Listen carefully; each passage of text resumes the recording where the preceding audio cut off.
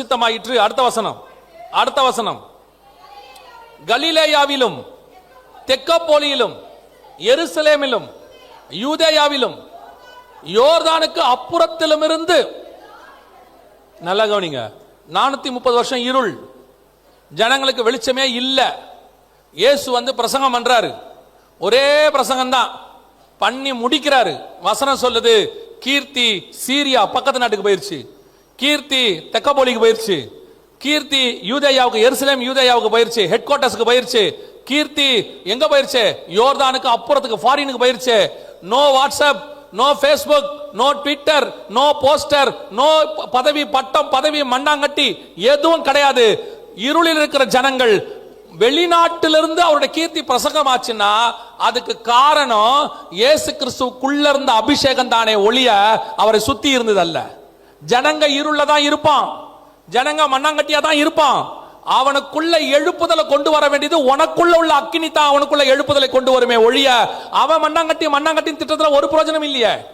நிறைய ஊழியக்காரங்க இன்னைக்கு விசுவாசிய சொல்லிட்டு இருக்காங்க, அவங்க இதெல்லாம் எனக்கு, அதுல சிலர்லாம் சொல்லுவாங்க, அந்த பாஸ்டுக்கு நல்ல விசுவாசி எனக்கும் வந்து மாட்டி இருக்குதே. அவன் சொல்றது எனக்கும் வந்து மாட்டி இருக்குதே.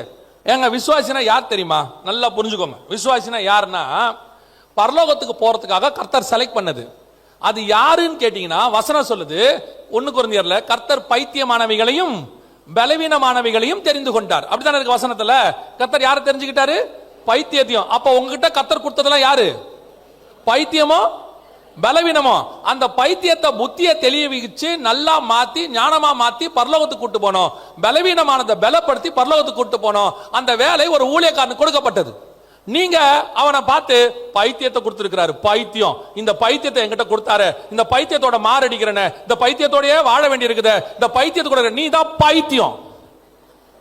பைத்தியத்துக்கிட்ட பைத்தியத்தை கொடுப்பாரு. யோசிச்சு பாருங்க. நீங்க சொல்றது எப்படி இருக்கு தெரியுமா? மெக்கானிக் ஷாப்ல போய் அங்க போய் நின்ன உடனே, என்னங்க இந்த மெக்கானிக் ஷாப் ஃபுல்லா உடஞ்ச வண்டியா இருக்குது, ஒரே ரிப்பேர் ஆன வண்டியா இருக்குது. பின்ன மெக்கானிக் ஷாப்ல என்ன இருக்கும்? ரிப்பேர் சரி பண்றதுக்கு வந்த வண்டி இருக்கும். நீங்க சொல்றது எப்படி இருக்கு? ஹாஸ்பிட்டலுக்கு போயிட்டு பாருங்க, எல்லாத்துலயும் பெட்ல ஜனங்க படுத்து கிடக்குறாங்க, ஒரே பேஷண்டா இருக்குது. பின்ன ஹாஸ்பிட்டல்ல என்ன இருக்கும்? பேஷண்டா இருக்கும், சரியாகிறதுக்கு வந்திருக்குது. நீங்க சொல்றது அப்படிதான் இருக்குது. என்னங்க சர்ச்சுக்குள்ள ஒரு நல்ல விசுவாசியே இல்ல, கேட்கவே மாட்டேங்குது, வசனம் போகவே மாட்டேங்குது. அதை சரி பண்றதுக்கு தான் கர்த்தர் கொண்டு வந்து உங்ககிட்ட கொடுத்து வச்சிருக்கிறார். அவனை சரி பண்ற டூல் உங்களுக்குள்ள இருக்கிற ஆவியானவர்கிட்ட தான் இருக்குது. அவர்தான் பலவீனங்களை